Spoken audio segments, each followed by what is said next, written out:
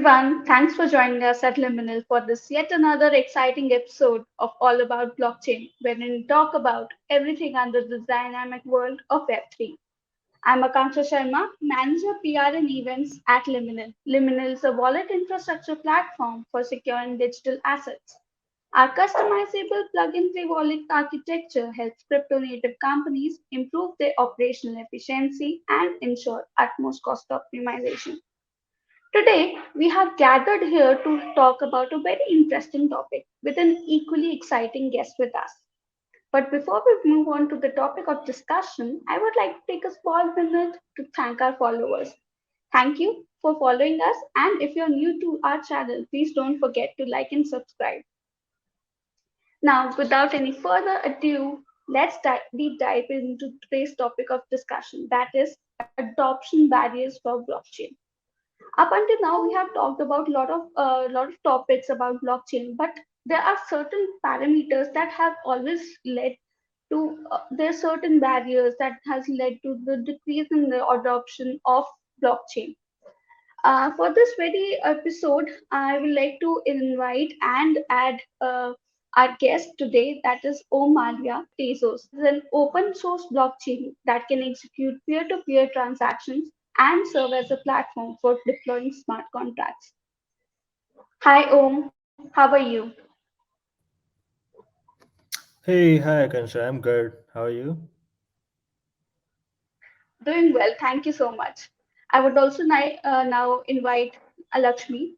Hi, Lakshmi. She's my co-host and also associate manager content at Liminal.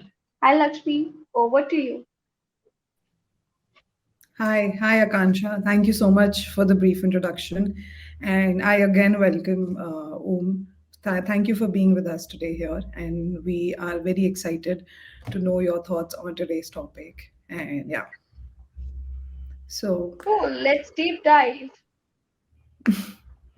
all right. So I'm head of Tezos India. So, like how in Ethereum, it's a decentralized protocol without no CEOs and CTOs. So, and there are all these independent entities all across the world who work together to advance this project. In a similar way, I work in the Indian region to basically grow the Tezos ecosystem in India primarily. hmm, There is no official Tezos team, but we are a holistic Tezos community who all are very aligned with each other and stay very updated to make sure to advance this ecosystem forward, right? So Tezos, as I said, is a blockchain. It's a smart contract blockchain. It's one of the first proof of stake and on-chain. It's a proof of stake blockchain since day one. Tezos has various features like formal verification, proof of stake, on-chain governance, upgradability, and the way it is built from ground up without taking pieces from some other blockchain or something.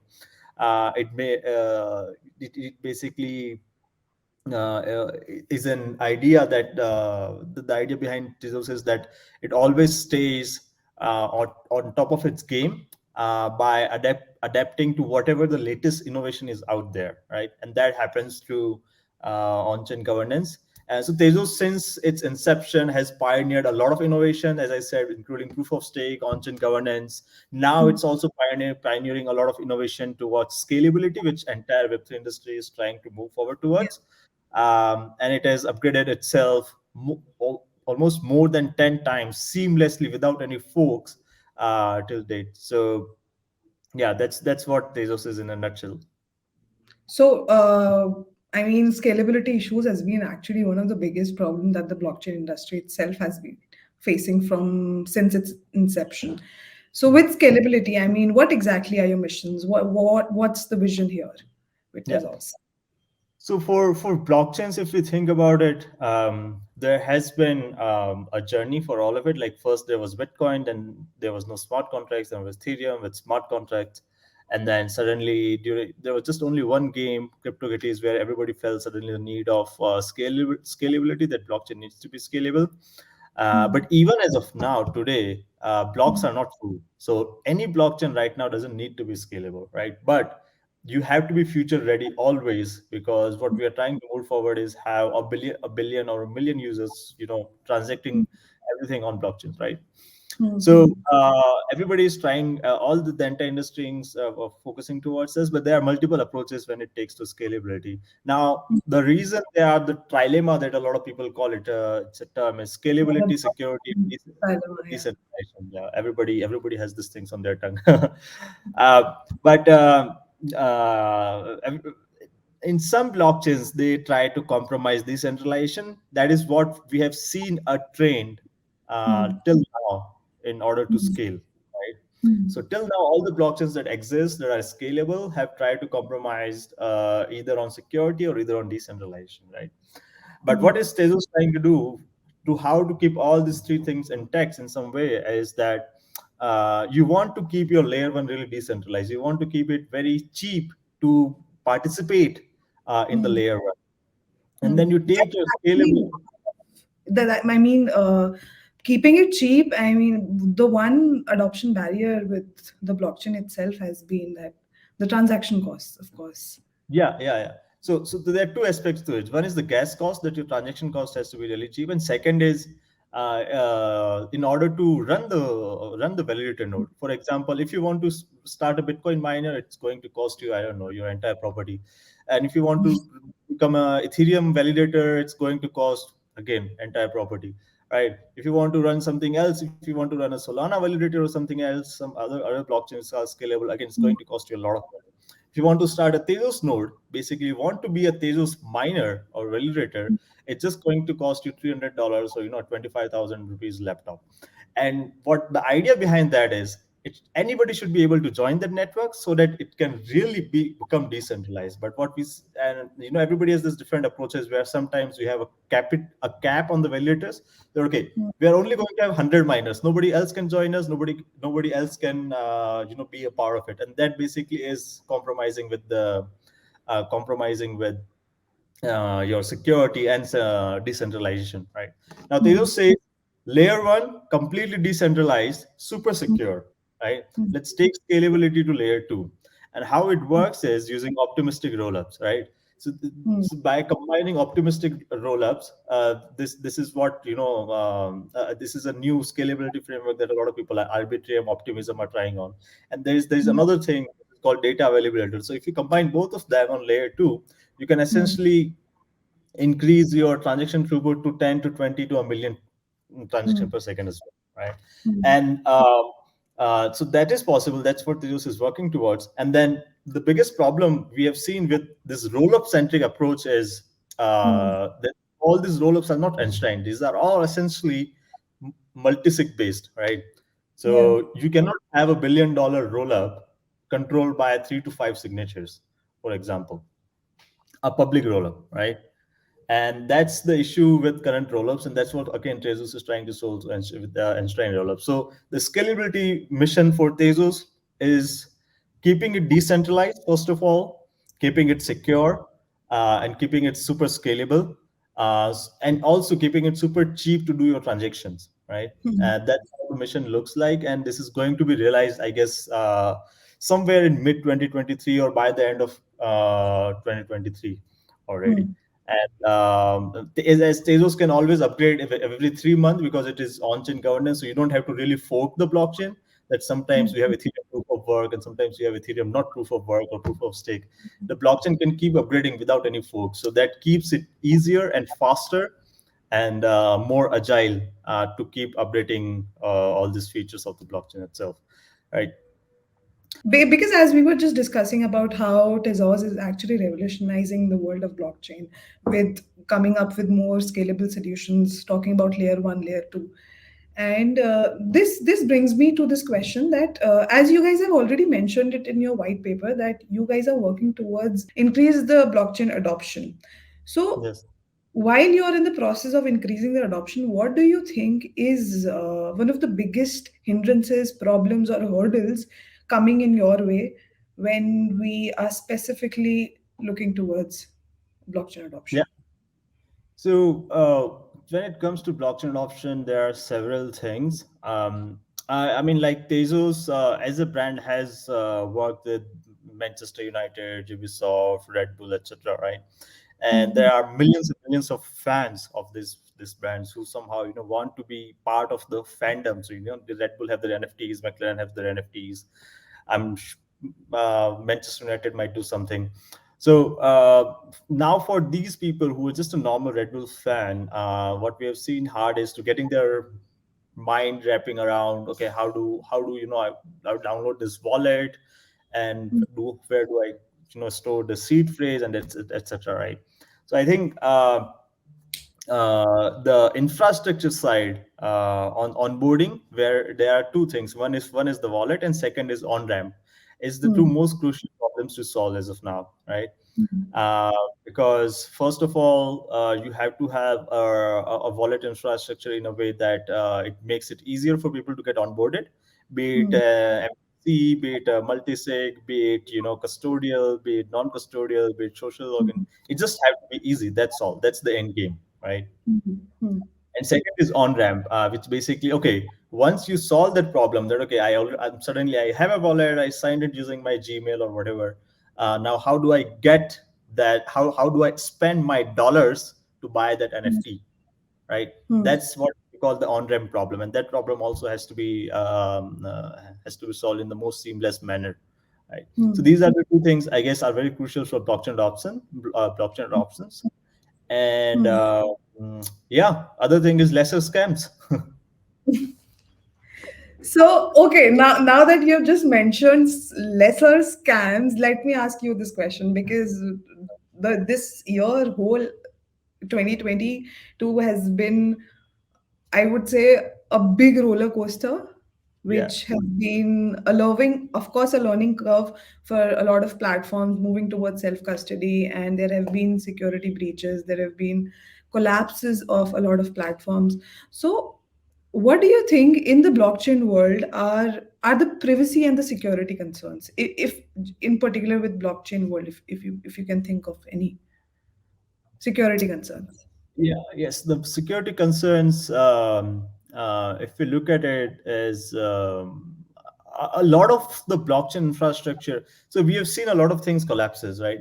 We have Hmm. seen UST Terra collapsing, which is just bad design, right? Hmm. So we have to make sure people has to realize that when you talk about DeFi and mechanism design, etc., there is no Hmm. holy grail kind of like UST, which can basically um, I don't know, break the fundamental economic principles to make something world and bring yield from the thin air. Because it's all basic economics, and Hmm.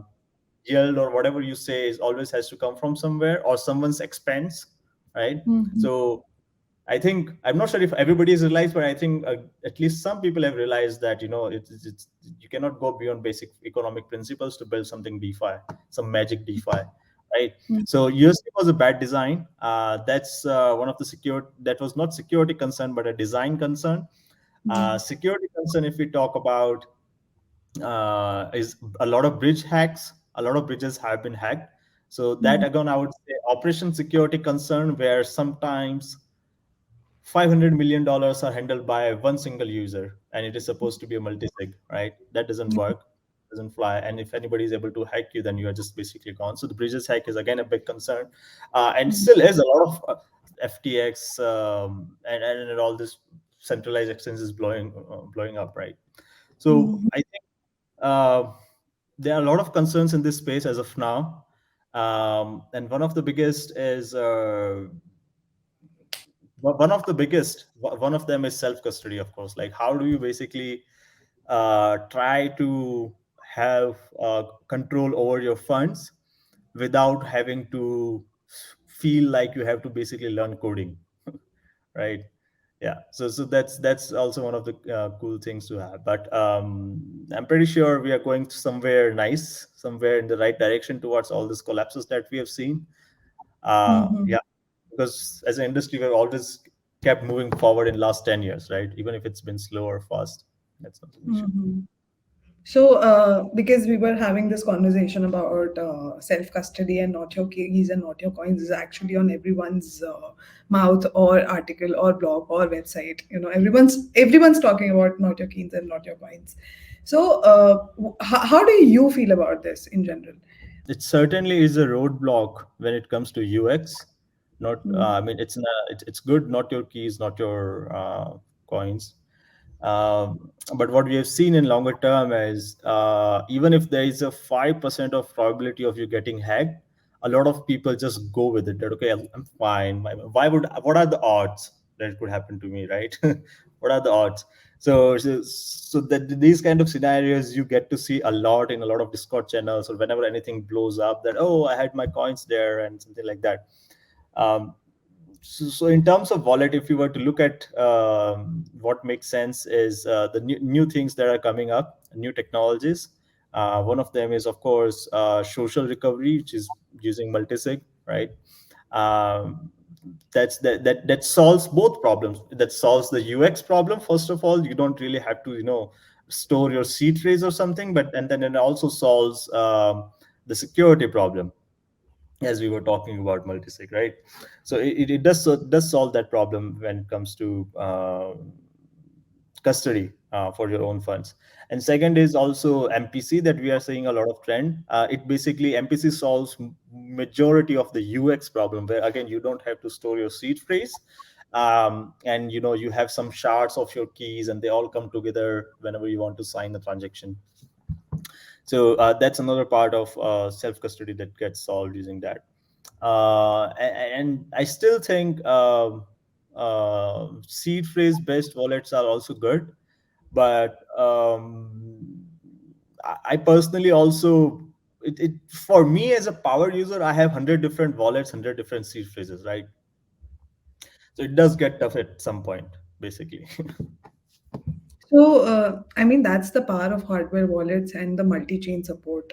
That these days you don't need to keep multiple wallets for multiple protocols. You can have, you know, one particular private key for yourself. That's how you won't have to maintain different seed phrases. Yeah. I mean, that's one good thing with EVM compatibility. So, like, if your blockchain is Ethereum compatible, then you can just use your MetaMask or just one private key for everything else. Hmm. Um, but still, essentially, it's a nice approach to have, every time segregated when you are trying a lot of things. It's not the Yeah. best, I know, but if you're really trying to play it secure, the best approach for personally what I feel would be a multi-sig based account with a sort of social recovery function, that I have my mom as a signatory, I have my brother as a signatory, and Hmm. somehow I am able to um, automate the processes and increase the efficiency of the fund, that whatever I'm holding. And I think that's one of the best thing I like about Liminal as well, where I don't necessarily have to really go with the really go with the idea that okay, I'm going to give all my keys to you and you guys handle it. I mean, I know that's also good because you guys have all the certification and everything else, but I even mean, for you someone. keep your keys, by the way. I mean, your keys are always with you when you're with Liminal. Yeah, Your okay, okay, keys. so okay, that clarifies one. But let's Yeah. say even if I with the safe kind of thing, I saw that I can just integrate my safe, my Gnosis safe into it, and I can try to automate some of these things, which I wouldn't, I think which I won't be able to do on the Gnosis safe platform itself, right? So I think that's Uh, we actually have also collaborated. We are in a partnership with Safe, where yeah, we are offering all our services there as well. So if you're building on Gnosis, if it is a DAO, if it is an exchange, if it is a treasury fund, if it is a family office, whatever it is, when you sign up with them, you can actually, through Liminal, get all the benefits of, multi-signature wallet, operational yeah, efficiency, yeah, inheritance and planning, and yeah, yeah. everything That's else. that's what I like about. That's what I liked about it, because I'm more of my wallet choice would of course be Gnosis, safe, in a lot of scenario, be it about handling a DAO, be it about handling personal funds or whatever. Um, and if you could do all, if you could put them on stereo, it's using Liminal. That's the best way to go, I guess. Yeah, definitely. So as we have already talked a lot about Liminal. Do you want to limelight about our partnership? How has been? Yeah, yeah, What yeah. So you really the platform is benefiting with? yeah. So first thing, I think I have heard about Liminal for a long time, and this is a solution that definitely solves a problem that exists in this industry. Because if you are a project, if you are a startup, or let's say if you just own personal fund or whatever you want to handle in an easier way, then Liminal definitely comes to saves the day. And I'm personally more excited toward the startups, right? Because Hmm. these days what's happening is for a startup to raise fund, they are not using actual dollars. Startups are raising funds in USDC. They have to manage their treasuries, they have to pay their employees, they have to automate a lot of transactions, for example, right?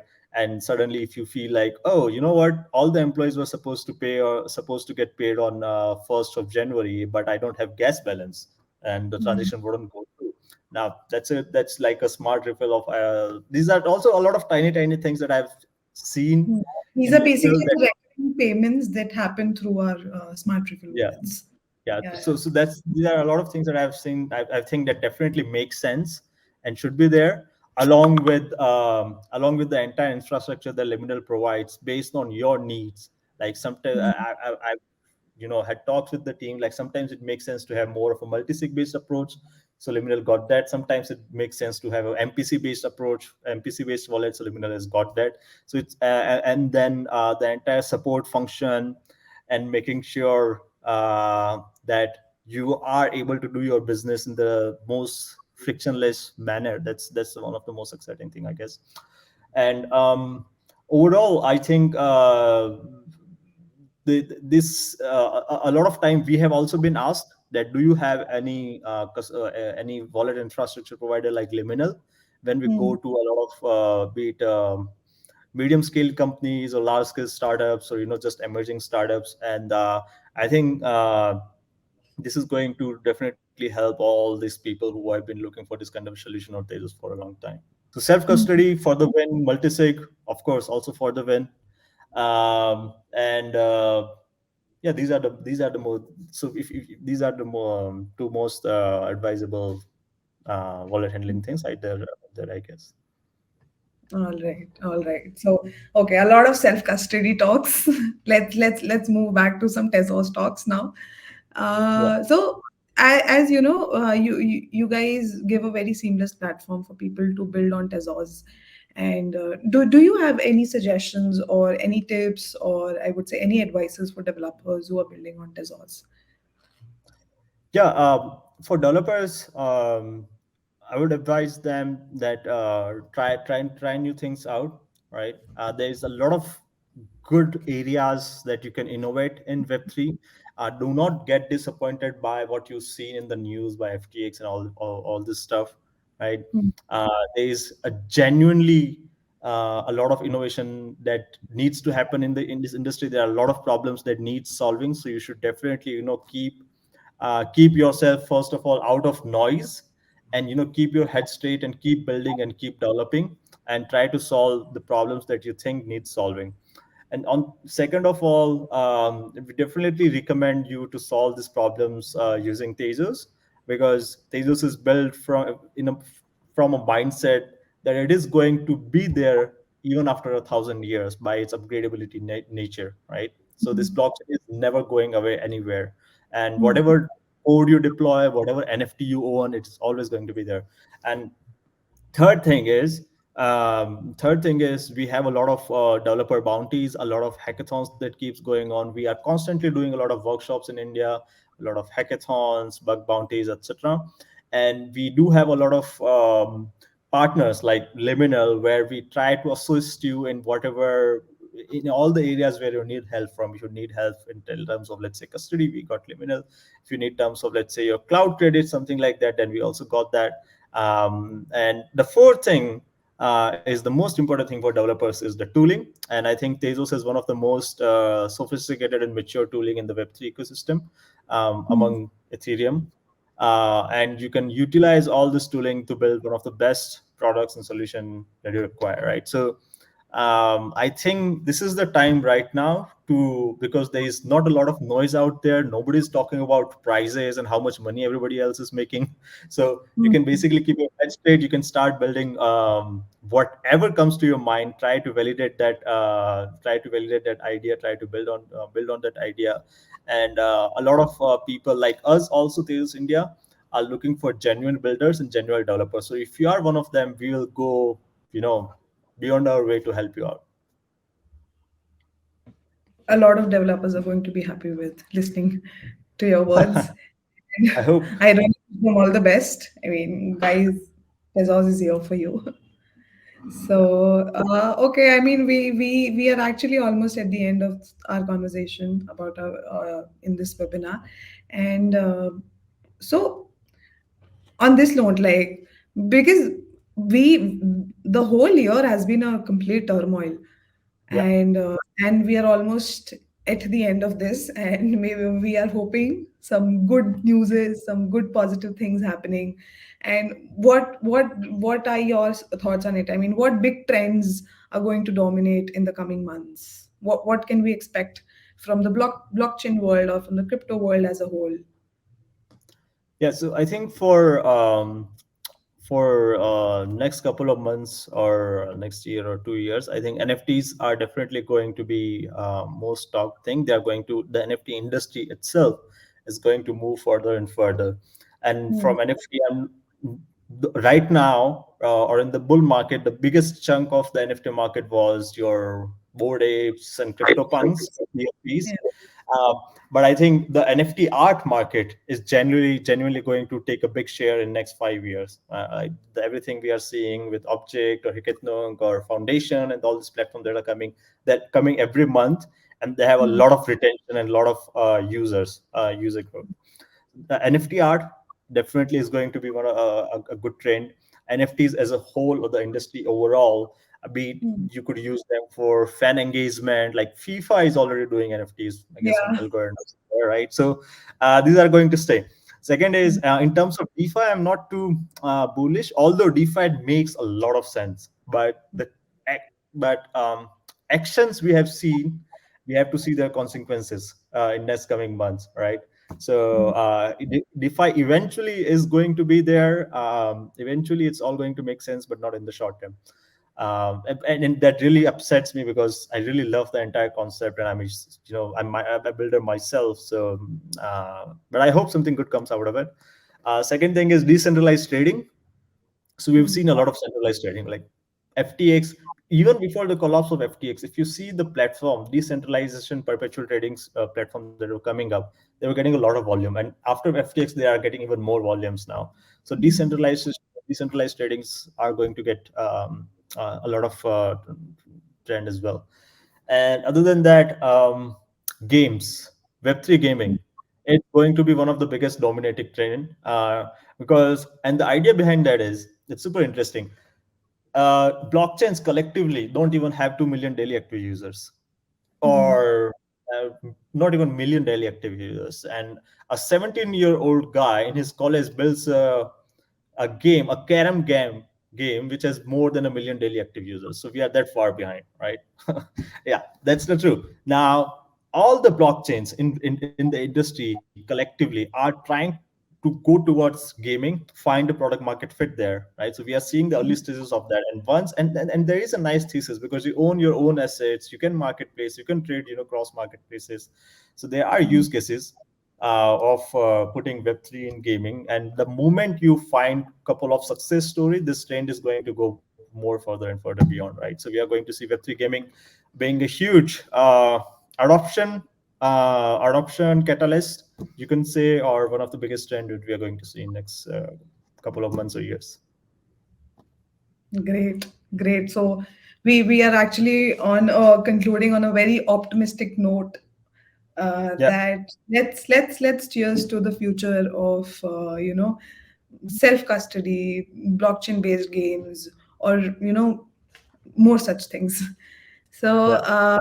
thank you so much, Om, for being with us. It was a complete delight for us at Liminal that we could have a conversation with you, and thank you so much for all our viewers as well for staying with us and giving us views and supporting us all this while. Akansha, over to you. Thanks, guys. Thank you so much, Om, for taking out time to be with us here today. Thank Any you. parting Thanks for thoughts having me. that you would like to share with our listeners and viewers? Yeah. So lately, the only parting thoughts, and that's something I'm telling everybody, is whatever we have seen so far, it was bound to happen. It's good that it happened earlier than later. And we are in a moment where a lot of good innovations and a lot of good stuff are coming out of this process that we are going through. And once they all come out, we are only gonna the entire all of us who are in this and a lot of new users who are going to join, we are only going to become as an industry as a whole better, right? And we are going to see much better products, a lot of less scams, I hope, a lot of good builders, and a lot of education for users, because the chunk of new users that has joined during this phase, I'm pretty sure they are going to, they are going to stay, and they are going to, get more educated about self custody and all the concepts that they have learned. And once this period is over, But as they say that certain bad incidents that have happened shouldn't be something that should be reminisced, but rather we should take learnings from it and strive to improve and improve ourselves. So I think that's the yeah, same for this industry as well. I think because of these incidents, we have come up and thought through to bring up new things and innovations that can actually help improving the overall ecosystem. And of course, some certain incidences, of course, has affected, but I'm sure that the future is bright and the future is web. Now, for our users and listeners, I think there's a very good thing that we had already talked about. So, all the Web3 startups that are building on Tezos, we have a great news for you. We have curated a special partner program, and to know more about it, we'll give you the link to the description box, and so that you can know more about it and make the best use of those special things that we are having on offer for you guys. And I'm sure people as well as the developers will enjoy it thoroughly building on Tezos with, of course, liminal security. So thank you so much for taking out your time, Om and Lakshmi. Thank you for joining us. thank you guys. Bye-bye. Bye. Bye. Bye. This webinar aims to spread more knowledge and educate the masses about blockchain and crypto. If you want to talk about any specific topic in our upcoming episodes, please do comment and let us know. We come up with new episodes every alternate Thursday, so remember to like and subscribe to our channel and don't forget to hit that bell button for the notifications. And if you want to know more about Liminal, you can follow us on our website. The link is also mentioned in the description box below. Thank you for taking out time. I hope you have a great day and a week ahead.